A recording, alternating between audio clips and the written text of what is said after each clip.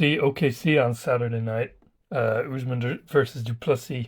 Been looking forward for this fight for a while since it got announced. Jared Cannonier versus Leroy Duncan, Co-main. Chase Hooper fighting as well. Overall, it's not a great card for name value, but these sleeper cards can be like underrated. They can have some great fights and finishes. Um, First impression of the main event, I was thinking Usman. However, I've just seen the face off. Like I saw the face off like yesterday, and DDP looks huge. DDP's listed at 6'1", Usman's 6 foot, but I don't know what was in DDP's souls because he looked a good bit taller and just physically bigger than Usman. Usman's a former welterweight, but he was like big for welterweight. But Drakus is a huge middleweight, so there's a bit of a difference in size there. But anyways, first fight of the night, Damian Anderson, 5-0, elite grappler. He's facing Urza Elliott, who's 7-0, featherweight. He's also quite a good grappler. He has 5 first round submissions and knockouts. I've seen his highlights, and he looks like strong as hell in the wrestling, almost like Hamzat sort of strong, like grappling approach. Um, Anderson 100% finish rate as well, 1 KO, 4 subs. So I'm leaning Elliott by TKO, but it'll be a great opening fight anyways. Then flyweight women's division, Barboza versus Melisano. Barboza's ranked 15th. She has 4 first round subs, 5 decision wins.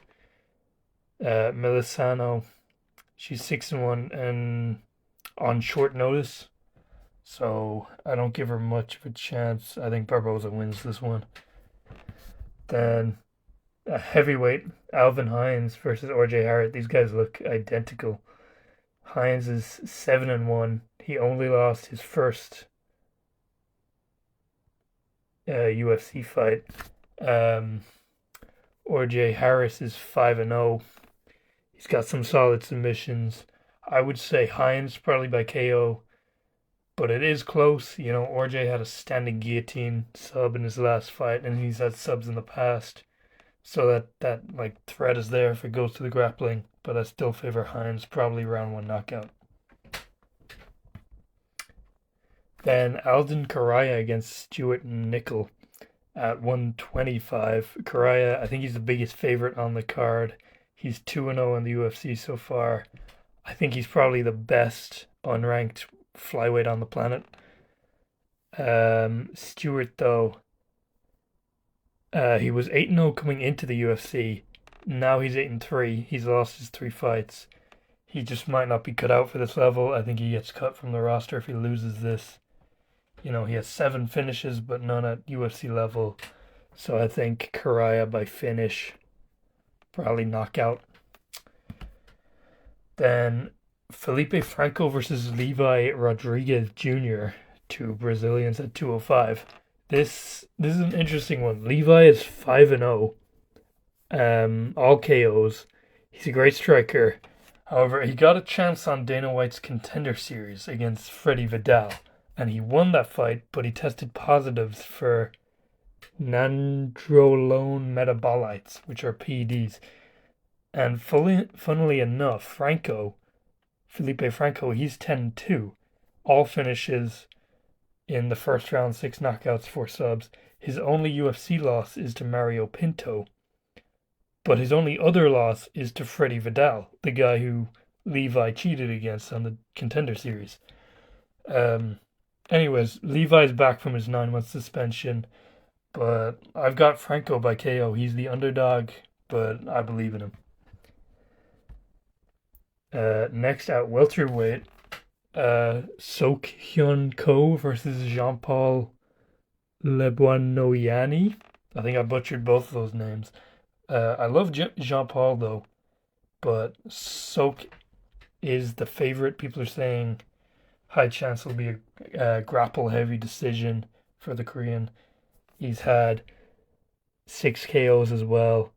Sean Paul has been given his only 2 losses by KO. But so has Sok. Both of these guys only lost by KO. I'm going to be a bit biased here. I'm going to back Sean Paul. You know, he's the underdog, but I think he's going to win.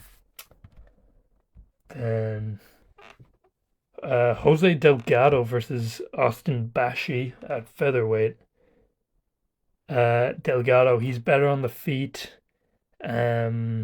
I think he'll probably outstrike Bashi, and even on the ground, he's great at getting back up to his feet after getting taken down. Bashi's strat is the wrestling. I think Delgado can probably stop that, and I think he gets a late TKO, probably round 3. Undefeated Tommy McMillan, he's fighting Alberto Montez, who's 11-1. He looks like a ripoff to Poirier.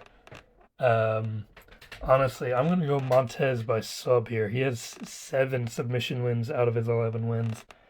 And honestly, I just don't like Tommy, to be honest. So I'm going to back Montez to win this one by sub.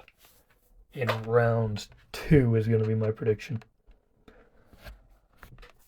Then Tabatha Ricci. She's the number 8 ranked strawweight.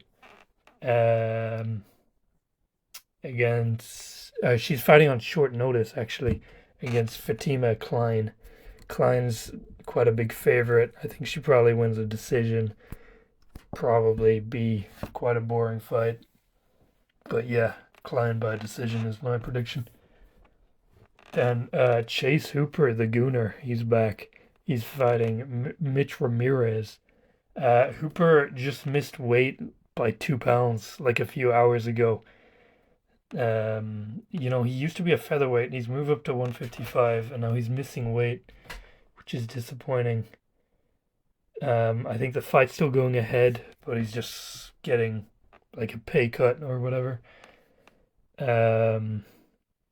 So I'd say Hooper by submission is my prediction.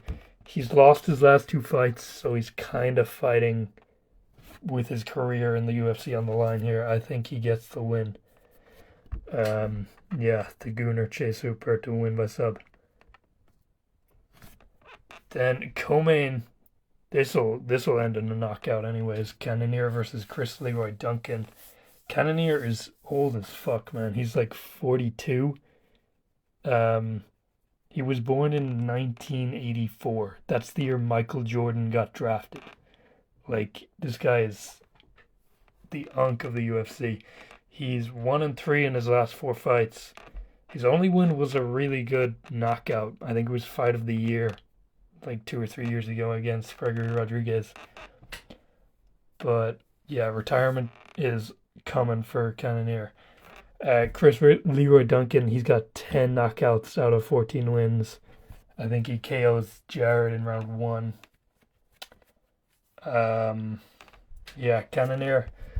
Cannonier always is dangerous. He has power, but I think he's just too old at this point. I'm a back Chris Leroy Duncan.